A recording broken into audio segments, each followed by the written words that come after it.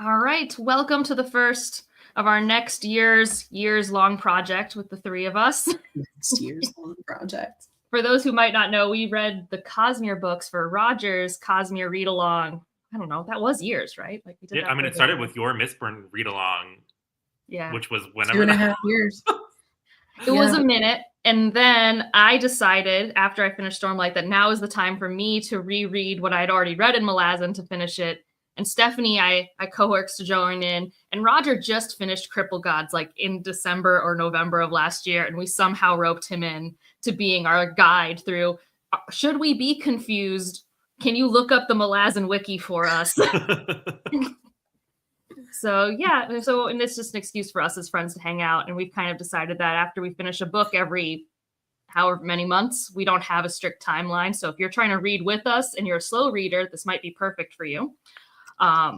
But we're probably every 3 to 4 months is when we're going to be checking in with the new book that we've read. And this one was Gardens of the Moon. So in case this is your first time seeing Stephanie and Roger, I want them to be able to introduce themselves and their, I guess, spoiler-free general overview opinions and what they want from Malazan. So Stephanie, do you want to start us off? Sure. I'm Stephanie. My channel is Miss Richards Reads, just kind of on a hiatus right now. I'm in my pop-up era, as Roger called it. And yeah, this is my second time reading Gardens of the Moon. The first time I read it was, I think, 2020. It was 2021. 2021. Okay. And I'm really bad about reading series, so I've read one Malazan book a year since then, which is horrible.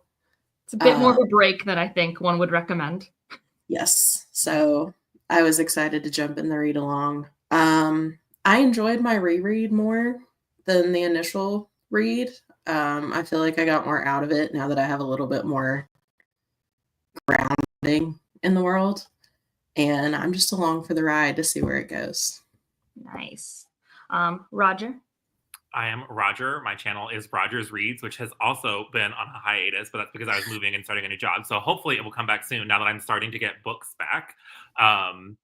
As far as Malazan goes, I'm hoping that on this reread, my first read through was spent mainly trying to figure out what the plot was. And there's a lot of things that Erickson focuses on that aren't necessarily the plot. So I would get bogged down by like some philosophizing and some other things. I was like, wait, I don't care. What is actually happening? So I'm hoping that this second read through, I can maybe enjoy some of the things, because I always hear people love his characters. They love different aspects about Malazan that I'm like, I don't even really remember those things happening that much because I was so focused on trying to figure out what the hell is even going on. So now that I kind of have the gist of how this world works and the gist of who these characters are and what the end game is, I'm hoping that my brain will be less focused on like what the hell is going on and can just kind of enjoy the process. That is what I'm hoping for myself manifesting. Hey, Matt. Hey, Birdie in the books. Also, for those who are joining, like right now for like the next couple minutes, we're just like spoiler-free reflection, but it's going to be a very heavy spoiler dialogue, especially because we have reread some things. So like Stephanie got through House of Chains. So she has read at one point the first 4 books. We're not going to ask her if she remembers anything from the first 4 books, but she has read them. And Roger has read all 10 of the main books, and I have hypothetically read the first 6 books, but again, don't ask me what happens in Bone Hunters. This is the reason I am rereading the series, because I really remember liking Bone Hunters, but when I started Reaper's Gale like a year after that, I was like, oh boy, I don't remember what I shouldn't know and what I should know, because there are 2 buckets in a Malazan world-building reading experience. You're supposed to be confused. And actually, I have forgot the exposition drops because there are 5 million names for the same types of things, all the time, which is a thing that is lovely and awful. There's a lot of things that are both intentionally good and intentionally frustrating about this series. So I guess just know that going in. I will say, though, because it is so convoluted, you can probably be like, yeah, I want to read Malazan one day, and we could spoil you till the cows come home, and you won't remember. I don't think you would by the time you pick it up. Like, I've read the whole series, and sometimes I was like, oh, I didn't remember that this happened. Yeah, and I think for me, what I just want is Oh, I mean, I wanted to reread Gardens of the Moon because I think Roger and I have similar opinions. We're like, man, Gardens of the Moon sings. It's a weird book that we both love, I think, more than the average Malazan fan. Like, it's just such a magical, weird soup of a book, and it's just so cool. And reading it with context was so much more fun. Like, there's still so much I don't know, but it was just so much nicer to know what to focus on, because that's just the other thing is like you're given 5 million names and places, and sometimes just knowing, okay, this is actually a recurring character is helpful. Just like that fact. All right. So with that preamble out of the way, we're all generally fans. I mean, except I will say this is not going to be just a glowing gush fest all the time. Like none of us gave this book 5 stars. I think there's like 1 or 2 Malazan books I've given 5 stars to, or 4.5. In general, I really enjoy its project, but I do have a lot of issues with the craft. So if you have issues with, good-natured critique, also not the live show for you. And I like it the most, and I'm going to be critiquing it, and these two like it enough to read it, but they're also going to be like, that was stupid. Why does he keep using ochre? That sort of thing. Yes. Yes. Right. That was the first thing when Stephanie and I first read this in 2021. She's like, I had to control F my Kindle. Why is he using the word ochre so many times? It's his favorite word. And it's such a weird word to latch on to, because I can see why it would stick out, because that's not a word that people tend to use that frequently. Well, and there's a poem by, I think it was Sharon Olds, and it has nothing to do with Malazan, but she used the word ochre, and that was the first time I'd ever heard it used. And then he started using it a lot, and so now it's like, why does he use it so much? Yeah, I think this can happen a lot. Like, I'll have one little tangent before we get into some of the specific parts of Gardens of the Moon. I was reading a romance book this weekend because I wanted to. And this author decided to use the word flank instead of butt or leg. And I was just like, it's making me think of steak. Like, I feel like the least sexy word to use for it. I'm like, it's just like, oh, your flanks are so shapely. Like it was just like literally like so many times. It's like, hand on the flank, moving the flank over. I'm just like, what is this? Or like leading a horse around. Literally cuddling with a side of beef. Ooh. Yeah, it was so word choice matters. Did a man write that? No, it was Hazelwood. What in the world? Oh, was that Deep End? It was. I liked it overall. That was just, So that's just an odd word choice. Yeah. All right. So how I have this kind of set up for our first part of this chat is, part of this is for us to like really feel like we understand what's happened and get to gush and complain about what we want to gush and complain about. So I have it split into the Malazans and Darujhistan, because if you haven't read Gardens of the Moon, we have our Malazan crew who are invaders of Genebacus, and our Empress wants us to take over. And then we have Darujhistan, last man standing, and our group of people there who generally don't actually care that much that the Malazans are coming. They have their own little plot that they're dealing with. And then at the end, I really want to talk about what lore and things we learned about in this book, and like what we should understand at this point, because Malazan's just a thing that keeps building on each other throughout time. And you get introduced to like the kitchen sink in this book. And you don't get a lot of payoff from a lot of the Genebacus stuff until Memories of Ice, which with us, we probably won't be talking about till the end of this year at the earliest, is what I would assume. Because this book's the shortest. It's only, 600, 700 pages. The next are all 1,000 plus tomes for days. Yeah. So are you checking how long the next one is, Stephanie? Yeah. Well, no, I have the trade paperback for Gardens of the Moon, so this was only 500. It's easily the shortest, even though it did take us 3 months to read, or 2.5 months to read. The Malazans are like super chunky. They are big books. Yeah. And actually, for people who do audiobooks, you have one narrator, I think, for the first 3, and then it switches to a new one from books 4 to the end. Both of them are fine. They're not great either way. And they don't really enhance the experience. And they don't pronounce things correctly, and I'm not going to be pronouncing things correctly, and it's okay, because it's a fantasy world, and we will survive. Right. We will persevere. We will persevere. So of the Malazans, is there a particular character arc you guys want to start with? We have some big names in this section with Perrin, Tattersail, Tok the Younger, the Bridge Burners in general. We can talk about Adjunct Lore, even though Adjunct Lore is only this book, but I do think she played a pretty big role. We can talk about Pale. What's speaking to you? That Stephanie goes into her happy place. I mean, the biggest ones are obviously Perrin and Tattersall. Yeah. But I do think we want those to are start the big, or do we want to start smaller and work our way up to big? Yeah, those are the two I feel like we talked about the most. Because they have the most to do. Yeah. Well, let's start then with Talk the Younger, because although he isn't as big in this book, he becomes much bigger, I believe, in Memories of Ice down the line. We get to pick him back up again. And I actually thought he was a really interesting character to have for the Malazans, because he is a claw, which means he's supposed to work for the Empress, you know, no questions asked. But he's obviously like, he's our insight into the type of loyalty that has been happening in the second of the army.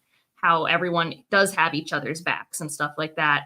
And he kind of represents, you know, like when you're asked to go to a meeting and talk to your boss and give them your like honest advice, but then they don't listen to you anyways. He's like that employee.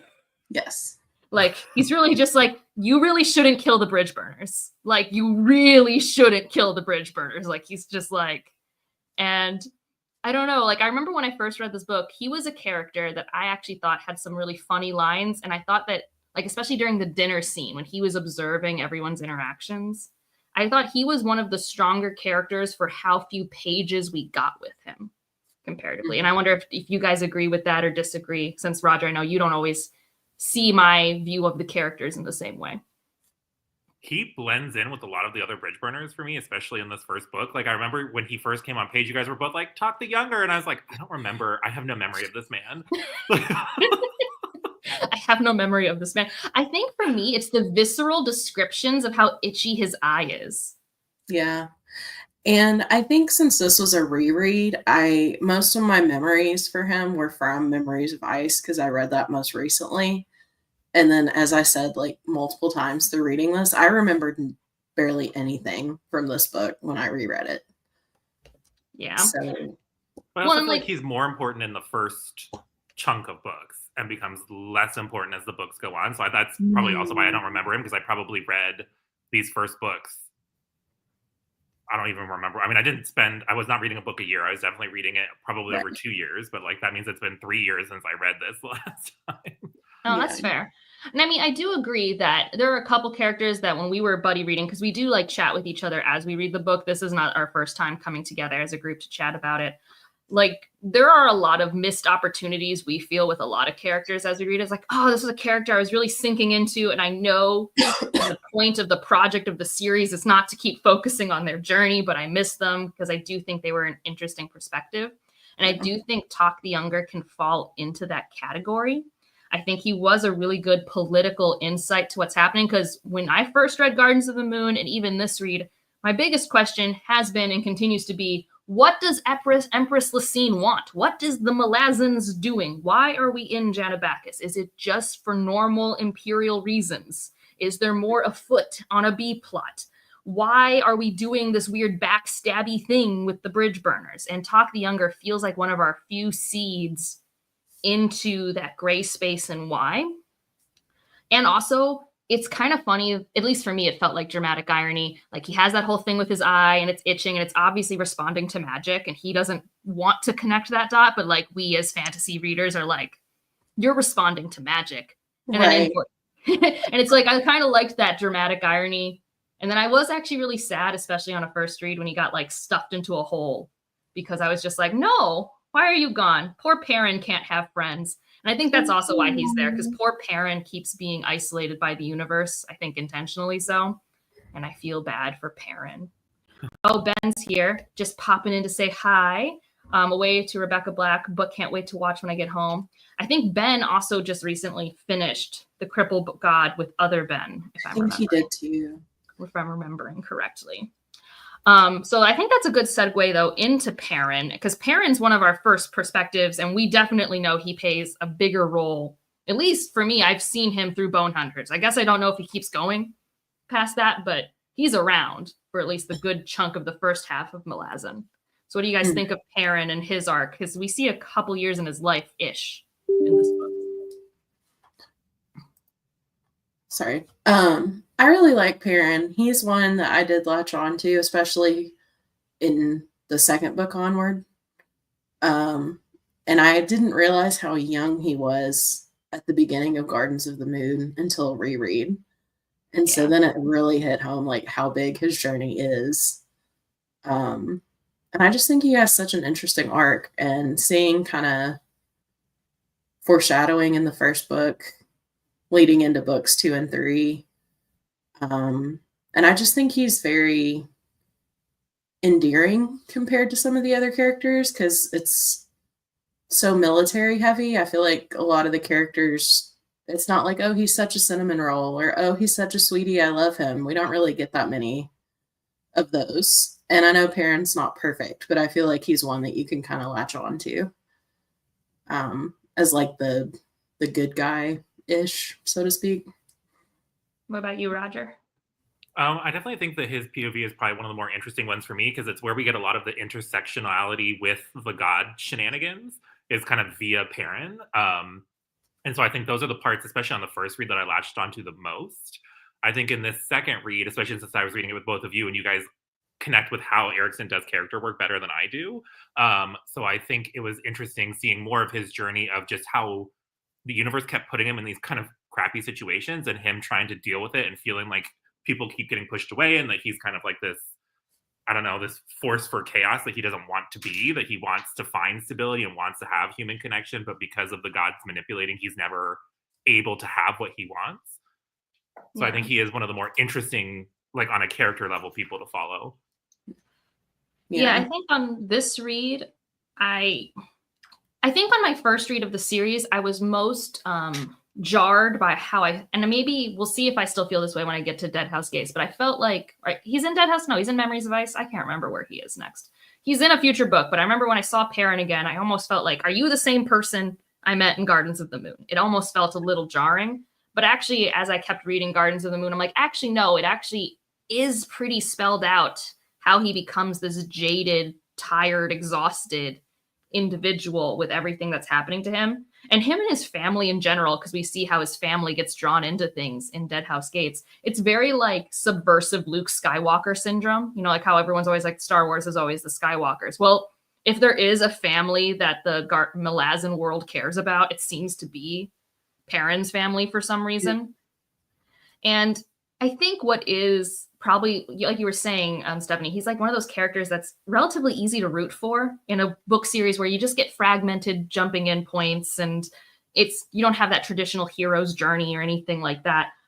But you can really respect and I think empathize with his attempts to remain empathetic and remain caring as, you know, he just keeps getting beaten down and having things taken away from him and having thankless work that no one cares about, etc. Like, I think like, and one of those scenes is like with the dogs, with the hounds of, is it Shadow Throne's hounds or is it Hood's hounds? I think it's Shadow Throne's hounds. But I think Shadow. Yeah, they're the Hounds of Shadow. So I think I know the hounds are older than Shadow Throne, but I get confused. But like when he kind of helps the hounds escape, even though they tried to eat him, like, I think that really sums up how he's really trying to have agency and choosing that agency for what he's decided in the moment is right. Mm-hmm. And I think that's really interesting and easy to root for. And like, I don't know, I find a bit compelling. So then one of the people that gets taken away from poor Perrin is Tattersail, which is, we all agree, the most missed opportunity of the Malazan series, is how we only get super cool Tattersail because Silver Fox is a different person and she doesn't count.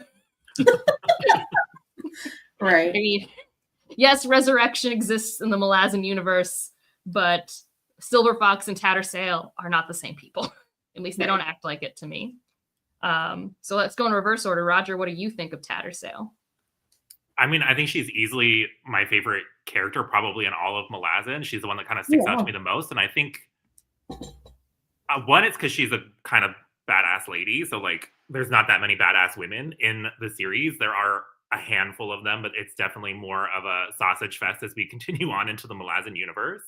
So I think she sticks out for that reason. I think she also just sticks out because she's one of the characters that she kind of just made sense to me. A lot of the characters I feel like like when you're talking about Lysine, where their motivations are kind of murky and we don't totally understand. And yes, there's obviously mysteries because Tattersale is much older than you would maybe initially think because she's been around for a hot minute and kind of in things. But she seems to be one of those people, kind of like Perrin, where she's always kind of following her compass and trying to do what she feels is right and not necessarily just giving in to the whims of Empire.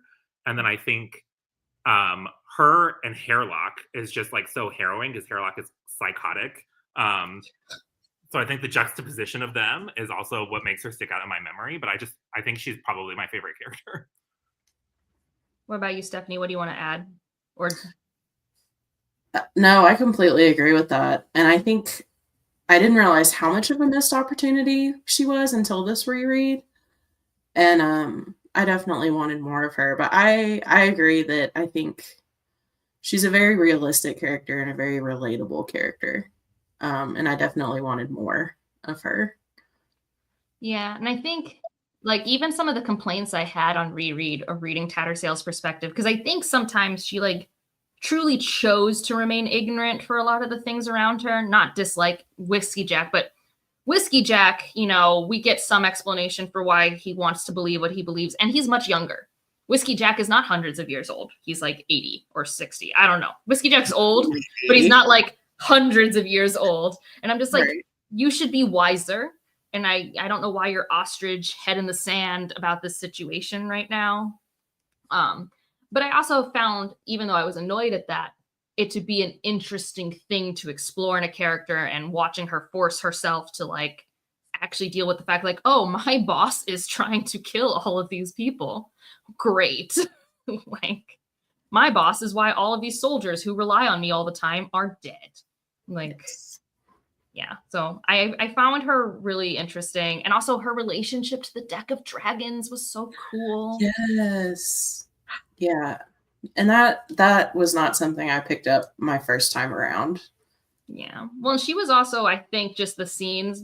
She explained a lot of her world in a way that made more sense compared to other characters. So when she was our magic focus, I was like, ooh, magic, Warrens, cool Right. things. Right. So yeah, like even like those scenes at Pale, which like opening this book up, like after the prologue, when we're just killing witches for the sake of killing witches.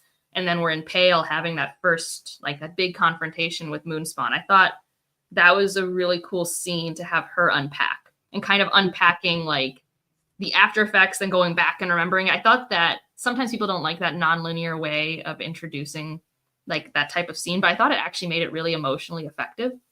Mm-hmm. I would totally take criticisms on that, but I really loved the Pale part of this book. I think it's so strong in Gardens of the Moon, personally.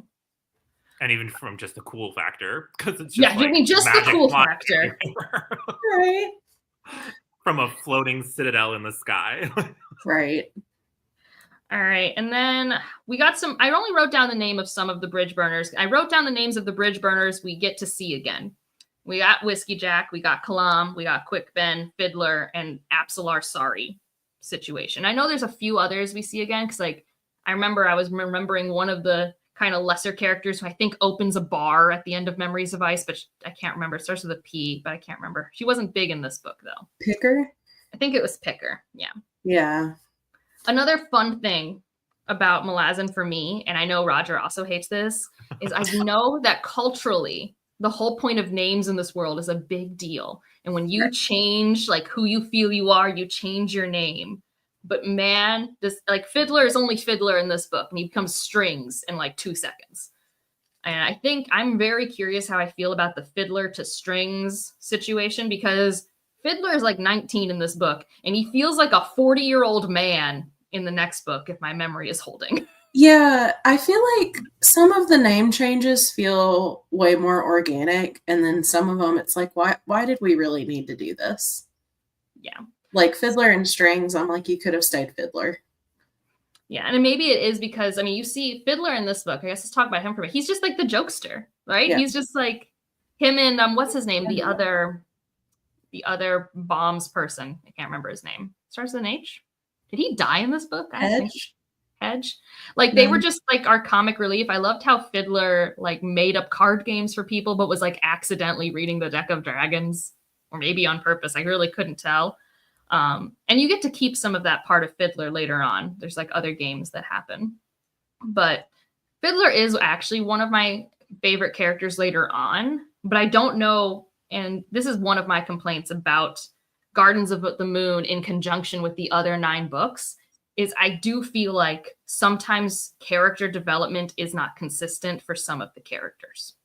Mhm. Like, I just feel like Erikson needed them to become different people for different moments, and we didn't organically get to see that shift. And I think it's only more apparent when you get to see that shift for other characters like Perrin or something like that, if that makes sense.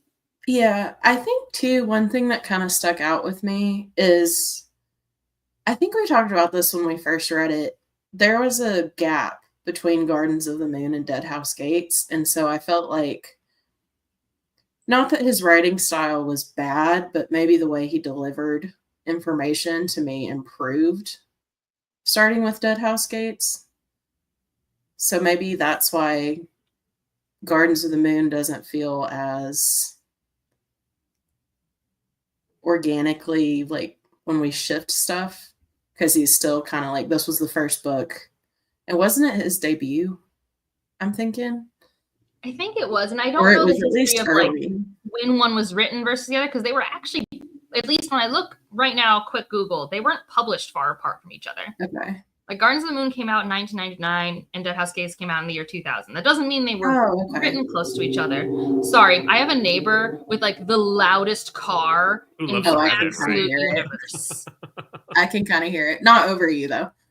But yeah, I think I could feel a shift when I read Dead House Gates. Well, Dead House Gates onwards, he definitely shifts and starts doing a lot more of the philosophizing stuff. Because in Gardens of the Moon, we don't really do any of that. We don't spend a whole lot of time sitting around and having as many conversations as I feel like we do later on in the series. Like Gardens of the Moon is a lot more kind of action-packed for Erikson. Yeah, I mean, we do still get a lot of those moments, and a lot of those, and he does this, I think, in other books. He kind of like picks a handful of characters, and they're the characters you're going to get thematically in the weeds with, so to speak. And in this one, it was kind of like Adjunct Lorne was a big one for that, because you kind of see this adjunct lore, which I think adjunct's a very weird word, especially as someone who's been an adjunct professor. I'm like, our jobs are not the same. I don't know what this word means. You definitely don't have that much agency as she does to like kind of do whatever. But, you know, we meet this character, and her job, her identity is being the right hand of the Empress and bringing the Empress's, you know, will into being. And then as she talks to Toole and as she's, you know, doing this task, we kind of see her grappling with the burden of history is what I'm putting on. This is a huge theme, I feel like, throughout all of Malazan, is the burden of history, history's repetitions, how if you don't deal with something and help solve the problem and you just put a Band-Aid on it, it's going to come back and bite you. And I think as she was learning about the Jag Huts and how there was this one tyrant and like the overlap between this tyrant and parts of the Malazan Empire's basically mission statement, and you could kind of feel like she was grappling with maybe regret, but then I don't think it ever came to anything. Like she still just kind of did her job and then just like died. But like her internal thoughts were very thematically dense, I felt, throughout this book. And then we don't even get the other adjuncts' perspective, I think, in House of Chains or Dead House Gates. Because don't we get a new adjunct when we get back to the Seven Cities. It's Perrin's sister. But we never get her point of view, I don't think. Which is, I feel personally, a missed opportunity because Tavaret, I feel like, is a wild individual and I do not know why she does what she does. She would be an interesting one for sure. And I don't know if I'm saying her name right because I've had audiobooks say Tavor and I've heard Tavaret and I don't know how to say her name. I just say Tavor, but it's just like nothing had an accent on it. So I'm just going to pronounce it how it's spelled. Yeah, I have no idea. Another character who I feel thematically gets in the weeds is Whiskey Jack. Like, I feel like he's the one who's just like burdened by the never ending, you know, trudge of combat and war. Right. But like, he also felt a little bit like odd to me. Because, like, wasn't there like this big moment for him in this book? It's like, oh, I can have friends. And I'm like, how is this the moment that you feel that? It didn't feel particularly earned.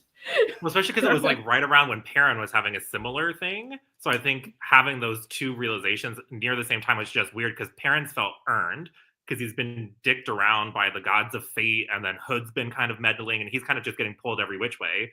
And then when Whiskey Jack does it, like the next chapter, I was like, oh, who are you? Like, okay, sure, dude.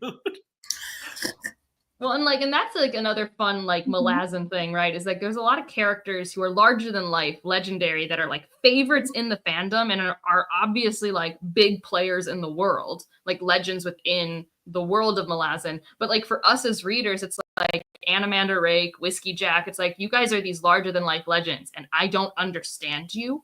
So I'm taking a lot of it on faith that you're as cool as this book's telling me you are. Mm-hmm. So, like, I think we got more of Kalam and Quick Ben than we do Whiskey Jack. And, like, they do play bigger roles later on. I do have, don't answer in a spoiler way, but do I ever really understand Quick Ben and how he is as cool as he is? Is that a thing I ever get payoff for? You do get more of his backstory and, like, what he had been doing previously that I think will maybe give you some of that. Okay, because I just know he's like super cool, but then we get a different super cool wizard when we're in Seven Cities, who I love a lot, Bottle or Bishop, whatever his name is. I just really like him a lot. Huh? Baruch? Nope, not Baruch. I'm talking Seven Cities. Baruch's in Darujistan. Oh, yeah. There's like this. Yeah, no, he's really cool. I love him a lot. I remember he had a big role in Bone Hunters. He's a great guy. This is what I mean by the names, though. For all I know, his name is Bishop and Bottle, and he just had a name change, and I'm just conflating it all. The name Bottle sounds familiar, but I can't place it. Yeah. It's in the Seven Cities books, somewhere in there. Which Fiddler and Kalam and Sari go to the Seven Cities books while we keep all the other ones in our Jenna Bacchus books. And then book 5, we get the Tistador books. Matt says, I'd always heard about what a great character Whiskey Jack is, but I felt like we didn't see much of him. Yeah, he has stronger moments in Memories of Ice, but even then, I wouldn't say he's like a big player. Like, he's not a character. You don't get a lot of his internal thoughts in any strong way. I think it's one of those things where he's a part of the history and legend, and he's meant to pass on the burden to this generation. And this generation is meant to follow through with the problems that have been set up by hundreds of years of not dealing with the problem. It's kind of like, unfortunately, the now of a lot of our political and climate problems are coming to a head in our world. And for previous generations, everyone's been punting the ball. And eventually someone has to actually kick the ball that's been punted. And that's how I feel Malazan's been approaching its big global meta situation. I could be wrong. Roger's the one who's actually finished it, but that's my impression. I'd say that's pretty accurate. Okay. And it is Bottle. I did look it up. It's Bottle. I love Bottle. Bottle is he's one of my faves. I love Bottle. Yeah, because we first see him in House of Chains, then he comes back in Bone Hunters, Reaper's Gale, and Dust of Dreams. Yeah. Okay, so maybe he just didn't play a huge role in House of Chains then. No, House of Chains has so many things that I doubt will even make sense to us this read, Stephanie. I feel like House of Chains makes sense after Crippled Gods. I don't know. That's what was my main complaint. I was like, I feel like most of this will make sense later. So I'm like, and we're just going to make Roger spoil things for us until it makes sense. Right. It'll be fine. That was a frustrating book. I think one of our next characters we should talk about, though, is the sorry Apsalar Fisher girl of it all.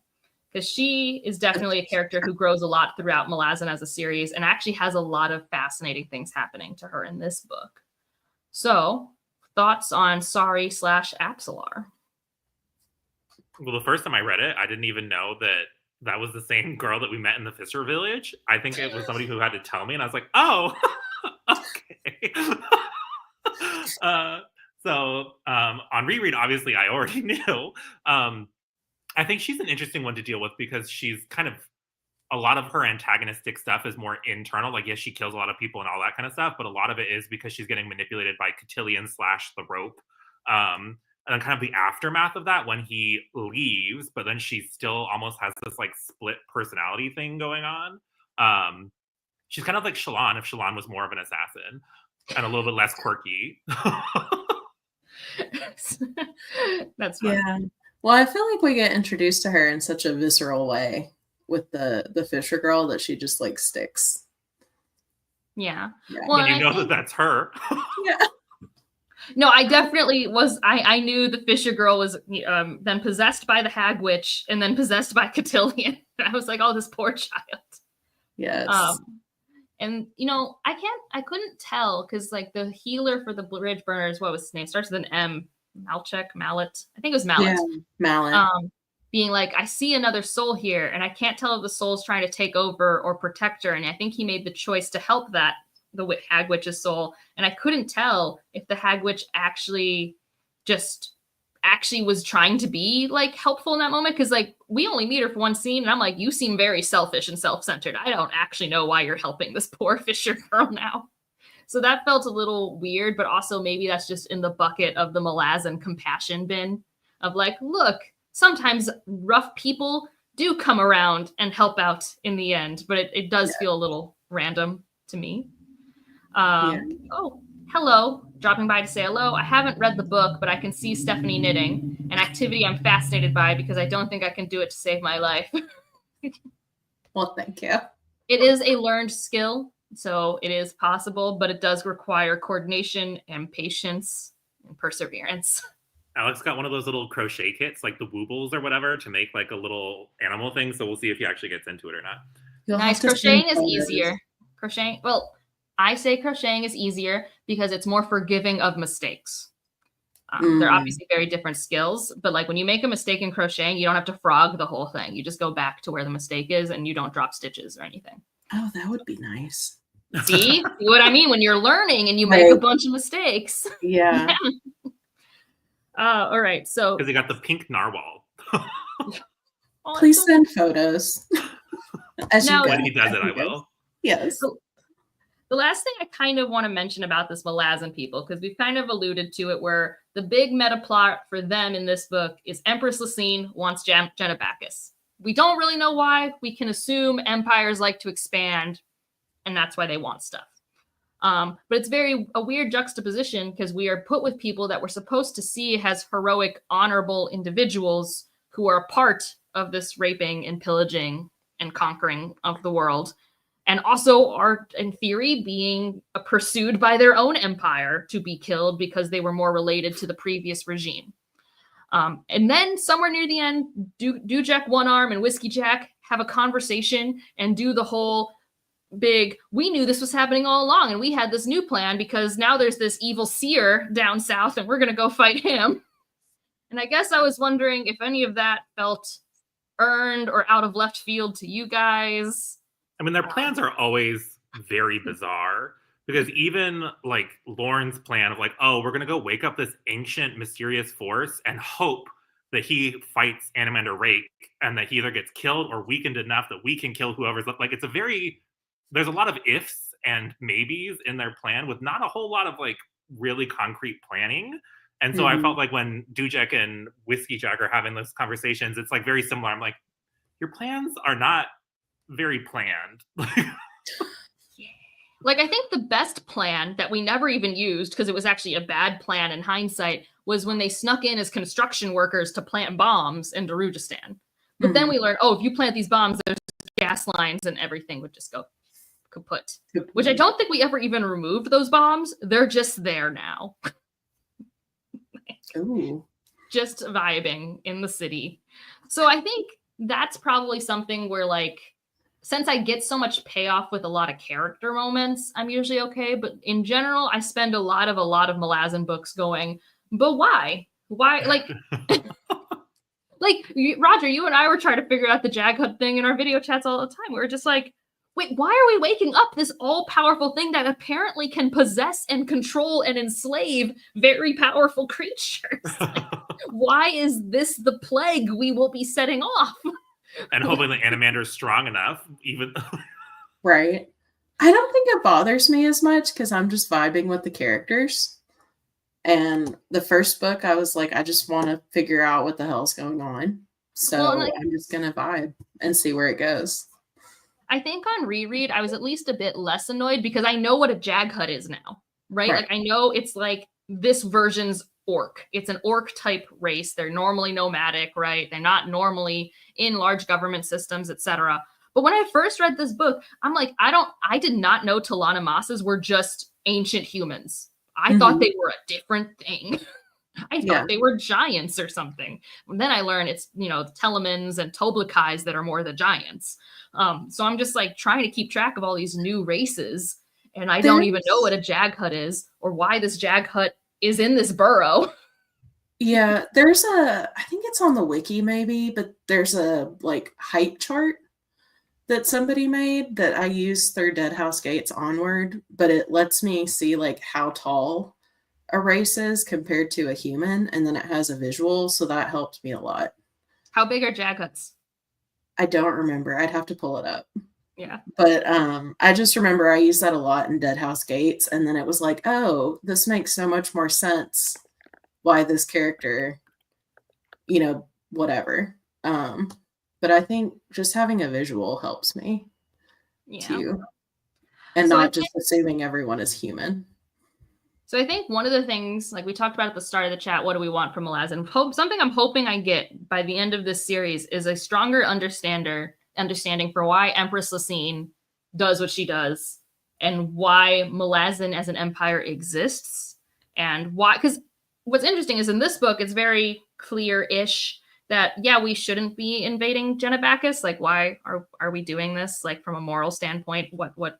But then when you look at the 7 cities, you have like the reverse argument of like, but actually the people who ruled here before were really bad for the average person. And I think I do like the nuances of discussing, how do we make the world a better place for the average person and what are the different tools you use for that. But the Malazan Empire, calling this whole thing the Malazan series, I'm just like very confused. And like, there's never maps for the globalness of this book unless you look online. And like, when I first read this book, I didn't even realize that Malazan and where Apsalar's from is like a completely different map that we don't even get to see, like in Gardens of the Moon. I know. I feel like this is a series that would really greatly benefit from like a compendium, even if it's just like some maps, like here's an overview of these races, here's some drawings. Like I think it would just expand it more, especially for people who aren't visual readers. Yeah.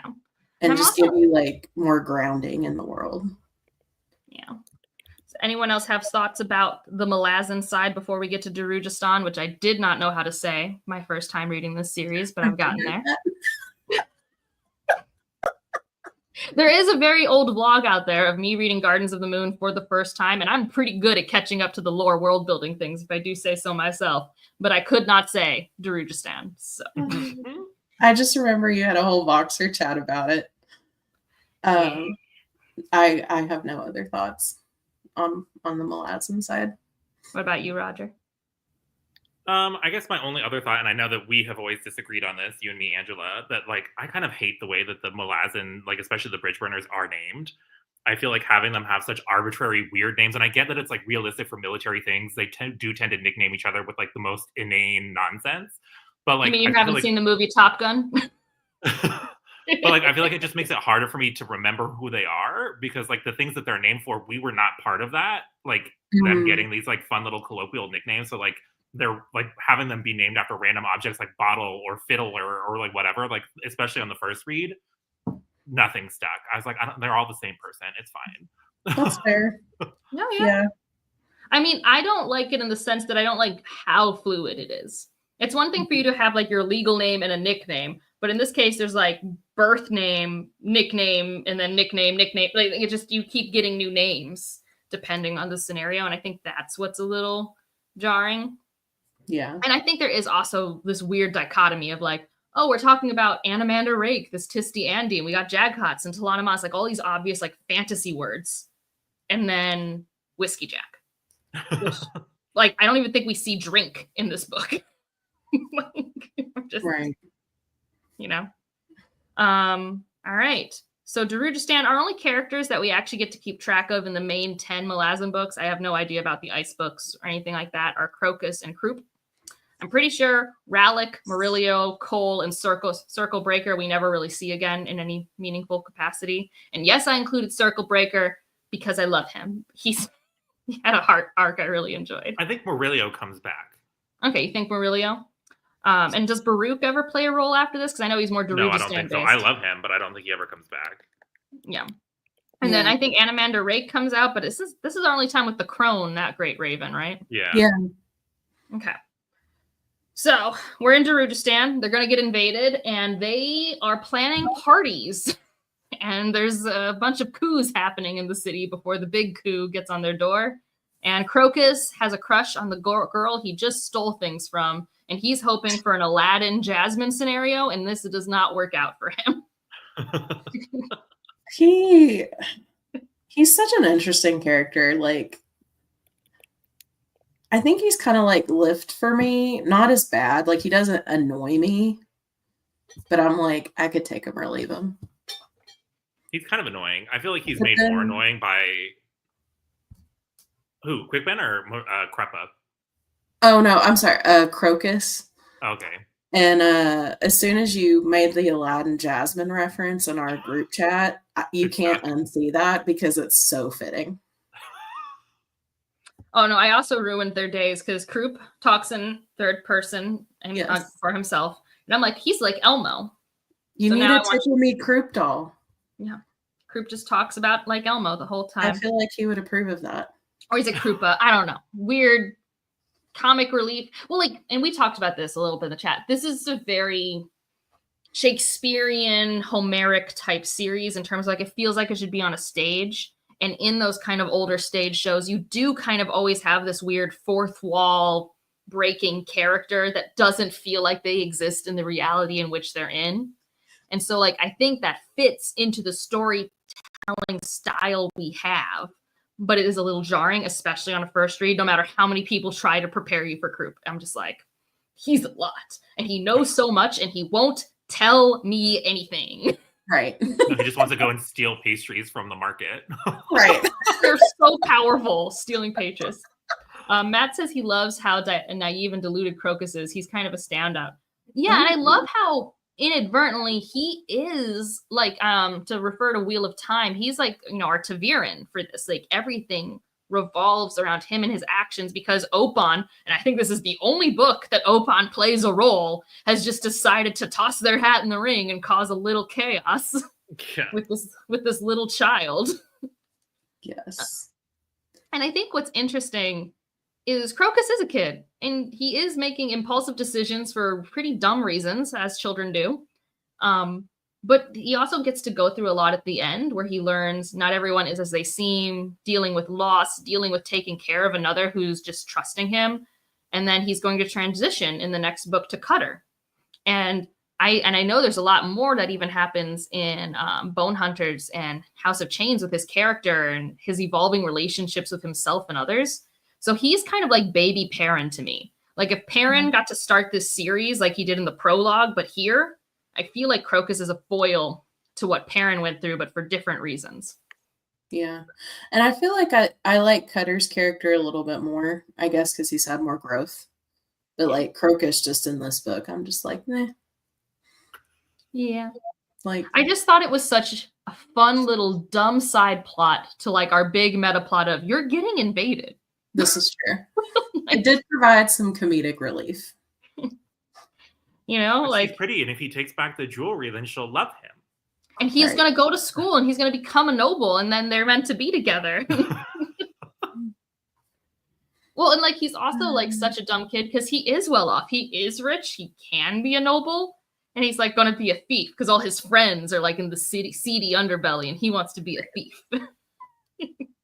He's just such a silly little character. But I do think he's human. He's a very human character because we do have so many larger than life characters. I do like the grounding. And like Matt said, he is kind of a standout because like we have a couple people that I think are given enough perspective time and are sort of heroes. And I think Perrin and Crocus are kind of those two for us here. Mm-hmm. I thought the Malik Murillo Cole arc of like, we need to kill Cole's ex was weird, but I was also kind of here for it. I didn't really get it, but I was fine with it. Yeah, pretty much. Yeah. Like, I think the one thing, and I think Rallick maybe is in an ice book, and I'll probably, if I'd have to read those to see him again, but like the fact that he goes into that house at the end with the assassin lady, and like we never see him again. We know he's absorbed basically the Otaterral into his skin. He's now forever changed. And it's one of those classic, well, don't think about it too much. We're just not going to touch on that ever again. He's just in the House of Azath, and it's fine. At least as of 6 books in, I have not seen this man. And if he had shown up again, I would have forgotten the name Rallick existed. Because that's who I am. Yeah. No, I get that. Yeah. But I do think Circle Breaker, he was one of my favorites, especially because he was our insight into the politically corrupt nature of Darujhistan and all of the inner workings. Like, we have the witches, and then we have the wizards, and we have the Assassins Guild, and then we have the actual people in power, the counselors, and just how all of those intersected and how they were all responding to if they would capitulate to the Malazan's offer or not. So I thought that was kind of like fun, but definitely more fun on reread because I knew what to look at. On a first read, it's just so many names and people. And then you have the stupid Tist Andy people also on the roofs, and you don't even know it's them till the end of the book. I'm like, how many people are on these roofs? Exactly. Well, I know, Roger, you love those roof scenes, but those rooftop scenes, I'm struggling for my life. Well, they're just entertaining, and I think I latch onto them because I get a little bogged down with some of the kind of half-assed political maneuvering of the council versus Baruch. Like, that's kind of half-baked to me. And so I think those parts I get a little bit bored with because I feel like there's not that much payoff for any of the political maneuverings that was happening in Darujhistan itself. It's more obviously the stuff that's happening around it. And so I think having those moments and like having the random demons get released, I think it just felt very Dungeons and Dragons to me. So I think that's why those scenes are the ones that my brain latched onto more because I'm like, oh, this is more familiar and we're not really doing anything with this political stuff anyway. Yeah, I mean, that was another time we had one of those random thematic conversations between Baruch and Anamander Rake about how Anamander Rake was messing with the political tensions without knowing what he was doing. Because that's like a classic thing of you should break something only after you know how it works, because then you're breaking something in an intentional way. And Anamander Rake and his assassins weren't doing that because they were like creating power vacuums and stuff like that, which was an okay conversation. But you're right, in the grand context of things, when you really need to like focus on what messages you want people to hold on to at the end, it was just maybe a tiny bit too much salt, like not enough to ruin the meal. But you're like, man, it should just be a tiny bit less. Matt was very intrigued by the old god tower that accidentally received a sacrifice. So I think my thought was its only role was it's how he brought the elder god into the game with Krupp. Because Kroll came in after an assassin was killed on the tower. And so I think it just gave Kroll enough power to be present in this game in Darujhistan. But as it's like kind of implied in later books, Kroll does not have much power because of the sacrifice he has made as an elder god for stuff. I'm being vague because I half don't remember and half don't, I guess, want to spoil it because I think it's revealed pretty strongly in Memories of Ice. Yeah, I think that's pretty accurate. I mean, we don't do much with that god tower. Again, its purpose was more just to bring Kroll into current events. Yeah. And I think the implication was all of these older cities used to have a tower like this. But like a lot of books that bring in gods and stuff like that, the power of a god, although it's all powerful, is dependent on how much people believe in them and worship them, which is why we always have a new set of gods. I think when I first read this, I really compared it to Titans versus Olympians and things like that, where like Kroll's a Titan and like Shadow Throne and Hood are more like Olympians, where it's like this is the newer set that people actively still believe in and sacrifice to. So, yep. Any thoughts on the ending climax scenes on the book before we dive into some real, just the lore stuff we held on to / want to like keep track of for future books? I feel like the end is a little bit rushed for me. I feel like we have very explosive things and then it's kind of just over. And I don't feel like we ever really get any moments of our characters kind of reacting to or reflecting on any of the gnarly events that happened once Tavor starts like fencing and sparring with people, like with Perrin, and like we don't ever really get some of those moments, like any kind of real denouement that I would have preferred. And I know it would have made the book a little bit longer, but I feel like just a little bit to help the characters kind of bridge the gap between where they're at now and where we see them again later. to see them at least have some kind of reaction that's not just me reading into something. You know what I mean? Like to feel like they actually chewed on things a little bit for themselves. Yeah. So you're saying you wanted more falling action, or did you actually want the climax scenes, those action scenes, to be longer, or both? No, falling action. Falling action. Okay. What about you, Stephanie? I agree with that. It did end kind of abruptly. I enjoyed them. But I think some falling action would have provided a little bit of balance instead of just it ends here. But then I was watching another discussion a couple weeks ago, and somebody pointed out that it wasn't Malazan Books of the Fallen, it was Malazan Book of the Fallen. So it's like kind of one big book. Yeah, but I feel like that's such a cop-out, and he does the same It thing with is. books 9 and 10, where he's like, well, I just split them. They're technically one big book that for publishing had to be split into two. And I'm like, okay, well, Right. sir, if you always knew that, you could have written it to be a more satisfying book in and of itself. Right. To not rely on Right. 9 other books to do the work for you. Yeah. So he could have added a little something just as like a transition piece, knowing that publishers were going to like, this is where it ends here. Move on Well, to the especially next for one. first books in series, because I feel like it's so common that the first book feels almost more complete and Mhm. doesn't have to rely. Like this book does not feel complete in any way. Like if you read this book in a vacuum and didn't have any of the information I about, disagree. I disagree. I don't think it would work because so much of the stuff is just not even explained. Well, so I think I agree that there's a lot of the things that you care about that are not explained. And I'm not saying for every reader, but what I remember on my first read of this book, and I hadn't read any other Malazan books. So this is just my pure, I've read one book in this series. I was like, wow, that was a more contained story than I ever anticipated this being. And I guess it's because for this story, the main character became the Darujistan people in Crocus. And I felt like that actually ended up in a very contained place. And like, yeah, I don't know what's happening with the House of Azith. I don't know what's going to happen with this Panir Seer down there. I don't actually know if Apsalar ever finds her father again. But like, for the most part, the whole thing of like, okay, we have conquerors on this land. They had this big confrontation with the Moonspawn. And now we're going to see for the rest of this book, this confrontation in Darujistan, because the whole book is about will Darujistan fall to Malazan? Because that's why it's called Gardens of the Moon, right? The climax takes place in the gardens of this party under the Moonspawn. And that story in itself, that question of will Darujistan fall, what will happen with this confrontation between Malazan, Genebacus, and the Tist-Andi, that's all wrapped up. And so okay, for but me, then we have Tattersail being turned into Silver Fox. All of the Warrens, all of the world building is so half-baked in this book. I Nothing agree could about stand on that, its but in own. terms of like a plot and where the characters left, I left this book feeling really satisfied. Like, that's just me. I just felt Well, I know very you like, love Crocus's arc, and you feel like the whole book is kind of pivoting on his arc. well, I think that's the thing, is like that's who it's actually about, but that's not necessarily the coolest thing. So I don't find it ridiculous that you think something different. I just disagree from my experience. So the perspective This feels like when I mentioned in my Realm of the Elderlings review that people could read the Farseer trilogy and be fine, and Roger was like, I'm side-eyeing you.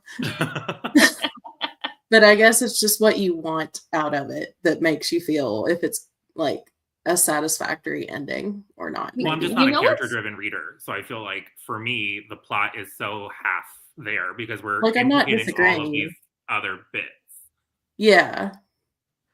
Now, what I do think is actually really impressive, like, so I will say, if you're going to have one book split in two, right, like Dust of Dreams and Crippled God, it should be like what Dandelion Dynasty did, which both of those books were released within a year of each other. So like Veil of Throne came out like, I think a year, maybe 9 months before Speaking Bones. Here, I will say Dust of Dreams came out 2 years before Crippled Gods. So obviously the Malazan fans survived. But what's fascinating as I was looking at these dates is this entire series, which it's so long, was published between 99 and 2011. Man. Which is like really impressive in my mind. Yeah. It's almost like he had to have, he either writes like a Sanderson level of writing and just pumps stuff out, or he just like already had it in the wings or something. Like, and I think that's how it had to be, because I feel like I have heard that Gardens of the Moon was first written before he went back to it to then continue the series. Like, just it was in a drawer, you know, somewhere that he had worked on. But publishing wise, all of these were published pretty much one year after another. I feel like too, and I'm not saying this in an insulting way. I mean this like I'm impressed. I feel like he's kind of indulgent in his writing because like whenever you follow him on social media, he'll like, oh, here's an essay on this, and it'll be like this huge piece.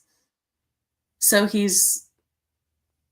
I don't know, I just think that's just how he is. Whereas, other authors, it's like takes them 4 years to write a 300-page book.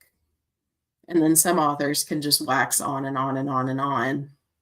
And that's just their wheelhouse. So, well, and I think I don't have any issues with epic, especially epic fantasy stuff like Realm of the Elderlings, like Stormlight, like Malazan. I think they're all indulgent. And I think it's okay because in a world of very tight fiction, I'm okay with verbose, long-winded fiction, especially if I accept the premise that one size does not fit all, right? Like all of us like Malazan for completely different reasons. And all of us dislike parts of Malazan for different reasons. But it's also like this weird series can't exist unless he's allowed to be indulgent. Could it be better if it had taken longer and an editor forced it to be tighter? Maybe. But it wouldn't be the same weird thing that it is either. Right. Right. And look at how many discussions and people who read this series like 10 times and just still have these discussions over and over and over again. I think that just says a lot. And I think I always just try to remind myself that I am the not weird. I don't think it's a weird take. But like for me, Stormlight, I'm like, no, I want nothing removed. Like that's me. I know some people want stuff removed. I do not. Because the things I wanted removed my first time reading Oathbringer are now my favorite scenes. So it's just like, no, it's just going to stay that way. Yeah. Because I don't think there are bits of Malazan that I think could have been removed, like Shirk. I hate her with a fiery passion. Oh, don't we know it? So stupid. But like, I think it would be more like a reorganizing of some things because I feel like he intentionally holds back information that I don't think the payoff made it worth having to wait. Like Oda Terrell, there's an info drop on it somewhere in like book 5 or 6. I think you learned about it in Dead House Gates. At least I feel like I remember learning. And then there's one about Oda Tarls at the end of House of Chains. And I remember because I was like, why didn't I get this at the beginning of House of Chains? It would have made so much more sense. Yeah, there's sometimes where I feel like the information holding, I think it was meant to be like a cool factor, or maybe it felt like there was too many things being introduced. But I'm like, okay, but you could, if you're going to give me a new word of a substance that I don't understand, now is probably the time to explain it to me. Well, and like, that's where it's like the part of this that like I truly engage with the least, like I do read them, are like the poems and the epigraphs. Oh yeah, no. I'm just like, I don't know what this means. I tried really hard my first read to pay attention. I didn't get a lot of payoff. So this is the thing I leave on the drawing room floor. Because I actually really love epigraphs in fantasy. Like, gosh, the beginning parts of the Mistborn chapters are so cool. But I'm also kind of used to them making sense. Yeah, I feel like they're very almost too lofty. I don't think you should have to put so much work into it to try to connect it. Like there was one poem or epigraph I remember from this reread that I'm like, oh, I can connect that to Dead House Gates now that I have context. But like nothing else. I was like, okay. Oh, I don't even try. I feel like I just remember because there were certain words that popped up and it was like, oh, I remember that. But it's like, yeah, you shouldn't have to try so hard to connect it if that was the author's intention, I feel like. Yeah, and I think that's just a prime example of the artist's indulgence. Like, if he cared for us to understand, like, I guess it's obvious that the key goal wasn't perfect communication, which art doesn't have to be perfect communication, right? To be good art. But I do think all of us do appreciate when the author does think about, am I given information when I need it so I can help connect other things? And like, I mean, my job is a communicator. Like I'm a science teacher. So I spent so often in my day organizing my thoughts to figure out what order do I introduce complex concepts so that my students can keep up with me? Because that's important to me. And that's obviously like not a huge importance to Erikson in how he's giving us stuff. And I do think some things he spells out to the point where I'm like, no, I understand the metaphor, like House of Chains. I'm like, I know what a chain is physically and metaphorically. Like, I get it. Well, and like, have you heard the Chekhov's gun theory? Like, if you bring up a gun, it's gonna need to have payoff, and like, don't bring it up without a purpose. Oh, he just ignores that. And I think, yeah, and I think with Malazan, that's what's hard. It's like, is this going to come up later? Is this a one-off? I don't really know. It is hard to tell sometimes the intentionality of it. Yeah, it's like, is this important? Just like the tower we mentioned. It's like, is that a big deal? Was it just to do one thing? It's hard to tell. Well, and like Matt's saying, ideally the deeper connections should be there if you want to dig without making other readers have to wade through it. And it is hard to do. Yeah. And again, and that balance is going to be different for everybody. It's going to be for everyone. And so I think all of us want to have our best reading experience. So sometimes when we are feeling like we're trudging through stuff, we can't help but think, man, how could this have been different so it would be more perfect for me? Well, especially for Malazan, because it is probably the series out of any series that benefits the most from rereading, because there's just too much to get on any individual read. And like Stormlight, you could read it once and you would get a lot of what you want to get out of it. Realm of the Elderlings, you could read it once and you get a lot of what you needed to get out of it.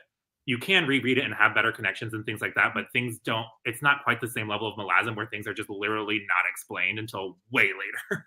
Yeah, the author holds your hand more. Yeah. I don't even know that it's that, because I think it's just a clearer story. This one was intentionally written in a way that you have to piece things together. Yeah, so like, I meant holding your hand. Like they I know, I just hate that phrase because it's always in my mind comes across a little bit like condescending for whatever reason, where it's like you're treating somebody like a child, and I'm like, no, I understood the books. Well, like I think that's what I was trying to say. I know you don't mean a little earlier. It's like because you as a reader, and I think people know this who are communicating, whether through writing or speech or anything. It's like a person can only soak up so much information, and so you have to think, what do I really want them to take away from consuming what I've made? And sometimes you can just really tell when someone cares or doesn't care about what you've made understood by the end of a situation. Because like it's not a case where like, I'm a teacher, so all the time students are like, well, that wasn't on the slide. And I'm like, no, it was on the slide. Like you just didn't read. No, in this case we read and it's not on the slide. Like, it's not there. Yeah.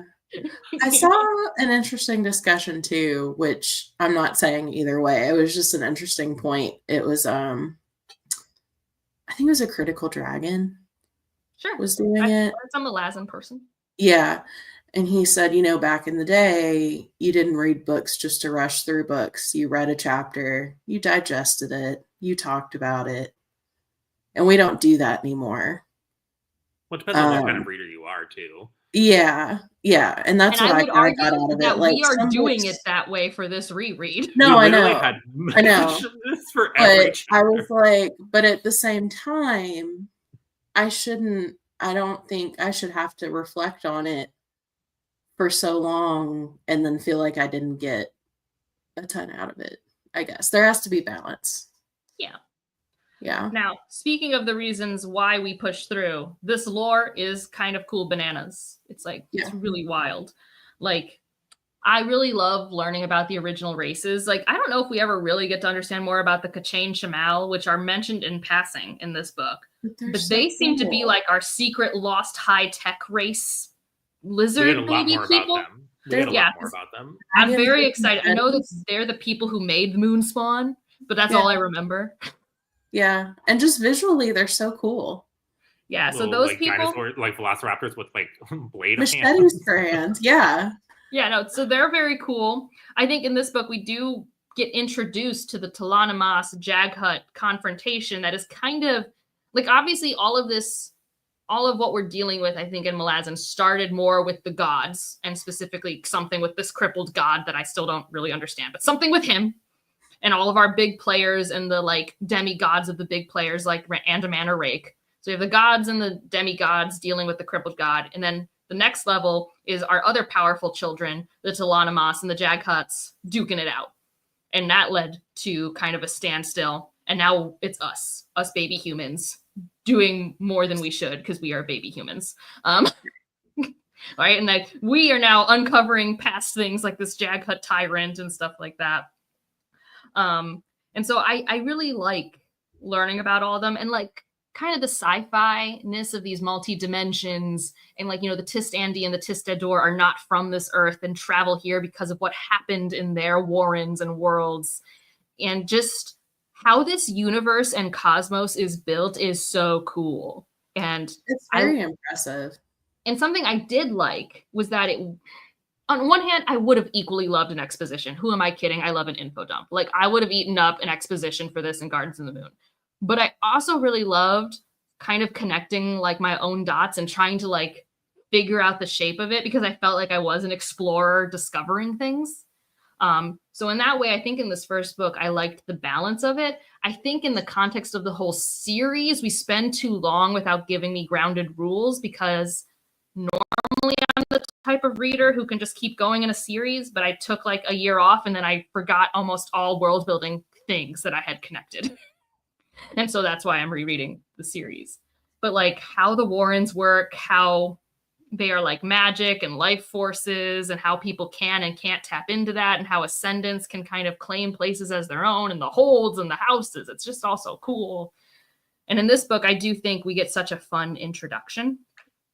What's the thing you liked the most? Since I know you're our world building, I know Dungeons and Dragons, so I see what Erickson was manipulating from Dungeons and Dragons guru. Well, I think that's what got me hooked in the beginning is because it felt like a little bit more like adult content-y versions of like Forgotten Realms books, where a lot of times the resurrection and stuff can undermine some of the stakes. Like the Drizzt books that have gone on, I think we're up to book 39 or something is the most recent one published. And like at a certain point, you just know he's safe. So it felt like kind of playing, oh my God, Jujubee, stop it. It felt like playing in a... It's so cute. It felt like playing in a similar space, but with maybe a little bit higher stakes. And so I think that's where it got me hooked initially, because there are like one-to-one parallels where I think his world building is slightly less impressive to me, because like the Tist-Andi are basically the Shatterkai or the Netherese, down to the floating castles that are connected to the Shadow Plane. Like that's one for one pulled straight from D&D. So I think that he plays with interesting ideas and expanded on it in interesting ways, but the foundation was so clearly D&D that I thought that it would be more at my alley than it maybe ultimately was, but I'm hoping maybe on reread that'll change. Got it. What about you, Stephanie? You were just along for the ride, so how much did you choose to like latch onto? I kind of focused on what you guys brought up, and I did catch more on reread this time. Like I was like, I want to pay more attention to the Warrens because those fascinate me and things like that. But I just feel like for me, this is one of those series that it'll take multiple rereads for me to just really feel educated in the lore. But I'm so impressed by it. Like you can tell, I think, is he an archaeologist? Yeah, like you can tell, like that's his background. Anthropologist, but same thing. Yeah. So studying of civilizations is a big part of his career. Yeah. So I'm very impressed by that. And I'm very impressed at the scope of everything he's done. Sometimes it's a double-edged sword, though, I feel like, because I feel like there's some scenes where we're like standing on one place of one city and we talk about all the things that happened in that place that really have no relevance to what we're doing. I did not need to know the name of every street in Darujistan. Thank you very much. This is Didn't need that. Worry Town, what's that? Don't know, don't care. It's kind of like Robert Jordan naming every horse. Right. That's cute. Or every like button on every outfit. Yes. But the lore I think is fascinating. And I think for me, because I'm very character driven and I'm a very visual reader, I think like what I can see in my mind and like all these scenes he creates are the things that stick out with me more. I mean, Darujistan is very visually cool with all the blue fire everywhere.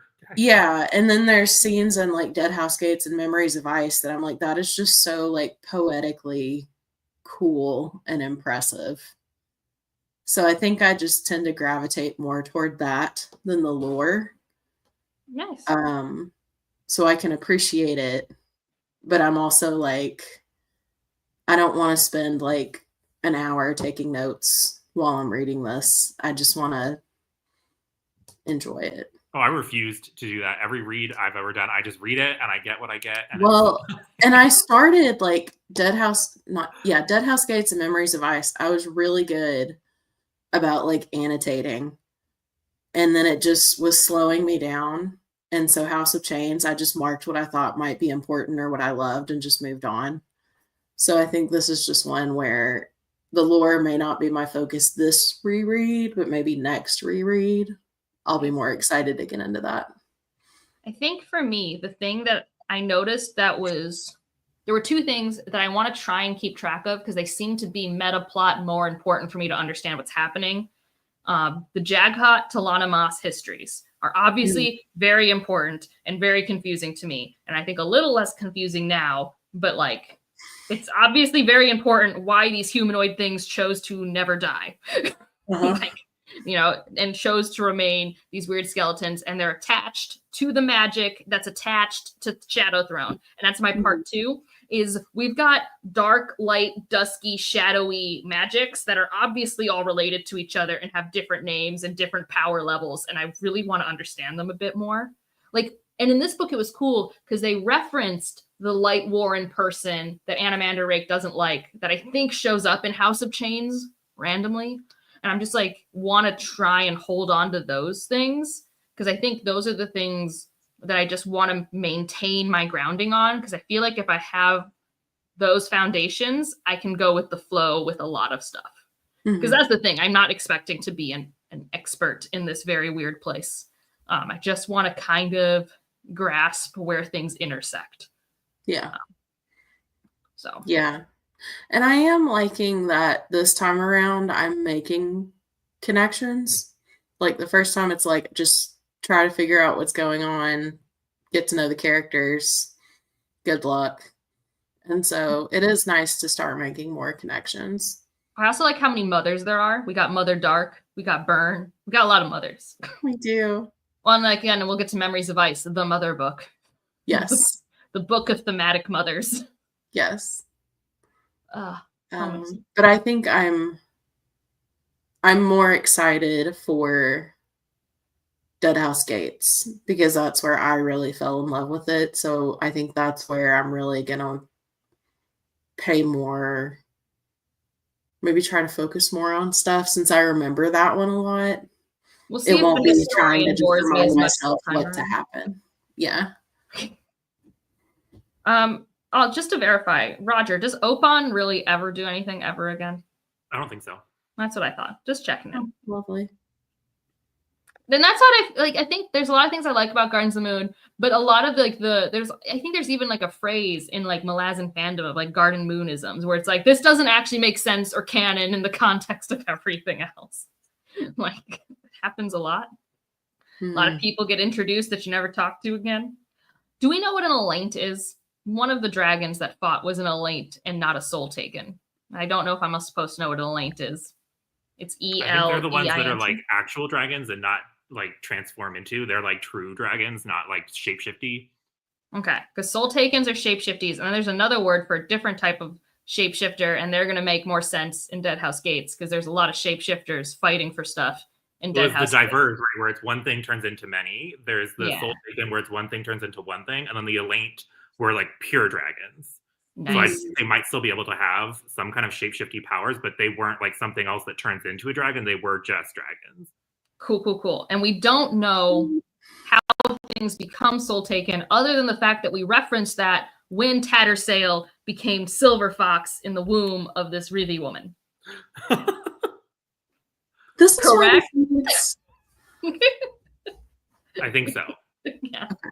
This is why this needs a compendium, just for little things like that. Not like plot point spoilery, but just like references. We have 3 types of Tisty, right? We have Tisty, Andy, Tisty Adore, and then there's one other one, right? Am I making that up? Not that we didn't care about all the Tisties until book 5. Book 5 is when it really comes into play. Yeah, I think you're right, though, that there are 3. I just can't think of what the third one is. Leothin. And the Leothin ones are attached to the Light Warren. Yeah. Yes, I think so. Yep. And the Deck of Dragons is a weird thing, and I just know Perrin gets involved with it eventually, but I actually don't know how why prophecies exist in this world. Don't know why. And why it exists through cards. Don't know why. But it's so fun. It's so fun, but I don't know why. Yeah. So I just wanted it out there that I don't know. And also, let's see. Shadow Throne, I think we get fun reveals for Shadow Throne in Deadhouse Gates, which is fun. I don't think we know a lot about Hood other than he's Death God, right? He's Death God. We've met one Elder God, and he's cruel, right? That's what we've done so far with our Elder Gods. And we've referenced Elder Warrens. We've referenced 2 Elder Warrens, one for the Talana Moss that I can't remember its name, and one for the Jag Huts, which is the wintry one, which is like starts with an O. Omtas Falak or something, right? Yeah, something like that. And that's why Memories of Ice, it's important to remember that, because the Memories of Ice is literally the ice thawing because that Warren is not freezing it anymore, I think. But the Talana Moss's Warren is really like tied to Shadow Throne in some ways, I think. Like the Shadow Warrens, which is why I want to keep track of all the stupid, dark, shadowy Warrens, because they're all interconnected. And there's this big meta fight for this throne that I don't understand. Yes. Yeah, and I think that's why Gardens of the Moon wasn't my favorite, because I feel like I got more payoff in books 2 and 3. I mean, book 2's ending is pretty spectacular. It is. It is. And Gardens of the Moon. Had this chat this month because now I can start reading Deadhouse Gates. Yeah. And like Gardens of the Moon was very, I mean, I do find it rewarding, but I feel like I got more payoff and I was able to just feel like I understood more. But I was also connecting with the characters more. Yeah. Matt, another thing to put on that spreadsheet are all of the different names we use for very large individuals. Because we have like, I think 3 names for very large individuals. In this book, we had a Bragest. What was the name? It was one of the bridge burners. Because like that's the reason they were able to be part of the security force, because they had like a barbarian sized individual. Yeah. And it started with a B, and I can't remember it now, but that's a larger than normal human. And then we have the Barghast, and we have Toblakais and Ptolemens, I think, which all I think just mean giants, but I'm not positive. Also, let's see if I can share this link, because Stephanie just shared all the races with me. It wouldn't let me join in the public chat, but it's a wiki page, but at the top of the wiki page, there's the chart. So you don't have to scroll and get spoiled, but it just helped me kind of remember like what's what. Nice. Or at least like how tall. How tall everyone was. Yeah. Oh, and like I think we never even really get to deal with the weird bug people ever again. It's why I didn't bring them up, because I don't think they matter outside of ice books. So I just moved on. Yeah. So yeah, Karsa Olong, huge. Yeah, and it just, because I'm a very visual reader, so that just helps me, like, yeah, it gives me a reference point. One of my favorite Easter egg drops, though, that was definitely something that made sense because I had read future Malazan books, was the Icarium Mappo reference. So good. 10 out of 10. Yes, the categories. To get to those. All right. Any other thoughts, since it has been an hour and 20-ish, and I think I've generally at least talked about most of the things, and I think our tangents actually made sense. So go us.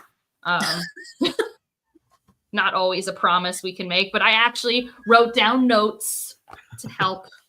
So, I mean, we've definitely talked about character work and themes and kind of the narrative framework and how it does and doesn't work for the story type it is, because it is so fragmented. I don't know how else to describe it other than it's fragmented. You just like get such little snippets into little parts as you hop around, and through all of these tiny holes, you see a bigger picture, which, you know, has, instead of a Sanderlanche, you get those convergences. And I mean, this book does say convergence a few times.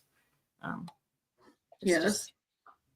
Well, I'm very glad I reread it. I definitely got way more out of it the second time.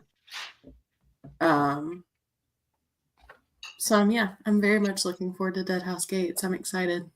Yeah, I mean, I'm also excited because, like we were saying, note taking is a little exhausting for what we like to do in our downtime for reading, but at least checking in, because we check in like every chapter to chat about it. Like each of us focuses in and picks up on something else, so it helps us all like realize, oh wait, I did want to think about that thing, but I forgot by the time I read these 50 pages. Yes. This voice snout. Yes.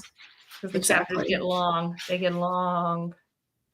And I mean, I guess at least they usually are long for a reason. Like, it's not like they're long just for the sake of it. But I do like a good 15 to 20 page chapter.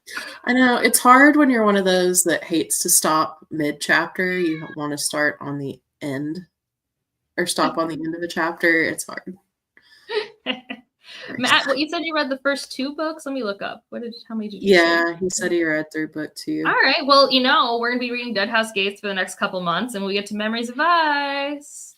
We really are going to be taking 3 months a book, so you got time. Especially as they keep getting bigger. Yeah, I mean, that's why we really took this one slowly. It was a new year. We didn't want to push ourselves. We don't want to be fatigued, but I do think I'm going to try and read because they're the books of Dead House Gates. I want to try and read one of those every 2 to 3 weeks. And I think then I finish the book in 8 to 9 weeks, and that feels attainable. Yeah. While still reading other things. And this is another thing we're doing to Roger, and he can't decide if he likes it or not, because Roger is a 1 book at a time individual. And so we're making him take it really slow-ish. And even for him, he still speeds ahead of us a little bit. And so we'll see how this goes. But you have the memory to do it, Roger. I could not do that. Well, right now it's kind of nice, I think, that I started the reread so close to after finishing the series, because I think if I had waited a long time, there's just too many pieces to keep track of. Yeah, and you get to hang out with your friends. Yes. That's the main reason we're doing this, to hang out. So if you guys enjoy I remember Dead House Gates being more emotional. It didn't connect with me the first time. I don't remember why, but hope maybe it'll be better this time. I just remember sending Angelo my thoughts, and I was like, this made me cry. Why am I crying? Coltane? It was so good. I mean, I think Dead House Gates, it has a lot of things. Like I said, I don't like the historian, at all. Maybe I'll like it more this time around, because that's another thing, is 2021 was a much more hopeful time for me in politics than 2025. Yeah. So maybe some jaded perspectives will align more with where I'm at. But I think there are such high highs in Dead House Gates, and I think I want to enjoy it a lot more because, just right now, I just know what the names of the shapeshifters are. I didn't even know that going in last time. Yeah. And so I'm excited to, have context and then getting to focus on the things that I didn't have context for.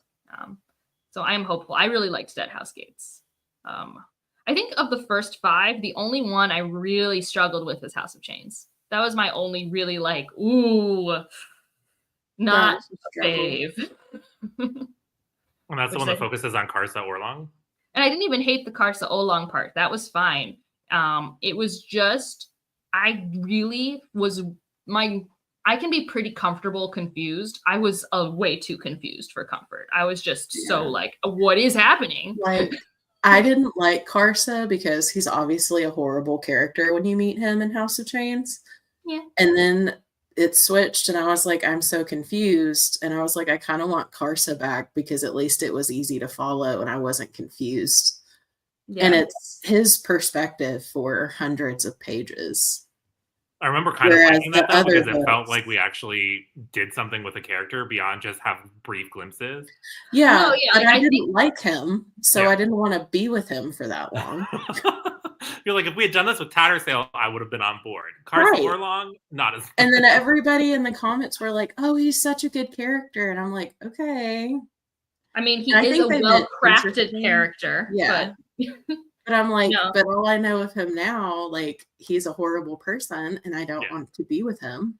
I forget that Stephanie hasn't met the character you hate the most yet, Roger. Friend Shirk and Ublala Pung. I have not. That's Midnight Tides, which is easily my favorite book that I've read because it's the most classic fantasy. It's the most oh, this is like actually a fantasy book I can like hold on to. But it's also kind of frustrating because the first 4 books is like, okay, Genebacchus, 7 cities. Genebacchus, 7 cities. Where am I? Like you're just somewhere new. Yeah, and I was prepared for that because I watched somebody after I read Gardens of the Moon for the first time, and they're like, "Oh, by the way, you're not going to be with the same people." So at least I had that expectation, but All right. Well, thank you guys for joining me. I really did bully them into this, and they have, it's been way more fun for me. So, not the That's live show. usually They were peer fine with the pressure. live show, but like we really did just go like, Roger. yes. All right. So like I said, live show probably in a couple months. I'll post, the link when we've decided on a date with the thumbnail, just like I did this time. And if you they'll really all be on your channel, right? They'll all We be on my decided that. channel. I'll Okay. make a playlist and things like that. Oh, thanks, Matt. We never know if our conversations are actually useful to anybody else. We have fun, but seems like you might be on the West Coast with Roger. It is decidedly not morning for me. Right. It's barely 11:32 a.m. is not. I would not consider that morning anymore. Well, I don't know where else it's morning because it's not morning in Australia yet, I don't think. Or if it is, it's very morning. It's like 2 a.m. Technically, if it's before noon, like if I'm emailing at work, I'm like, good morning. I mean, yes, if I'm sending an email, it's good morning until noon, and then it's good afternoon. Yeah, I so don't ever maybe usually that's do that. the I just say context hello. here. Sometimes I feel like hello is fine, but sometimes I want to feel fancier, so I say good morning. I'm trying to get people to do stuff for me, so I'm being extra nice. All right. So we will see you at our next one. Like I said, we're reading Dead House Gates for a couple months. We don't actually have a Discord channel for this, but you can always go to my Discord. I do have a Malazan chat. I'm really not going to be posting there, but if you end up reading along, I have a lot of people in my Discord that love Malazan who will be so excited that you're reading it and join in with you. And then there is actually a Malazan Discord that is super nice. And super active. It's like, super really. nice, super active. They're really helpful in terms of giving you the information you need without spoilers. They're really receptive to critique. I'm trying to find their page real quick. Discard Gerald's. I went to one of his videos recently and found it. Yeah, it's called the Unabridged Burner. Let me see if I can invite people with the link real quick. Yeah. Edit invite link. Never expire. Generate new link. Copy. So I'll post it here and I'll post it in the description. But this Discord, very friendly, very good. Highly recommend for all things Malazan. And you can really pick which chat's open for you and how many spoilers you want. I did like that. You can pick up to what book you've read and it'll mute all the rest of them. And unlike us, who have been a tiny bit fast and loose with what we've talked about from future books, the people are really good at not spoiling things for others. Mm-hmm. It is probably one of the more welcoming fandom Discords I have ever chosen to interact with. Like, I get very scared of fandom Discords, just like as a rule. Like, I just get scared. Like, fandoms terrify me. Because I guess what I'll say is, like, I don't like the well-actually people. I don't like condescension, and I just never have felt that in this Discord, which I think is very nice. So either one, and if you're ever curious about when we will be talking about it, if you see that I've mentioned it in a Friday Reads, that means it's coming up, because I only bring it up when I finally finish it. So. All right. Bye, everybody.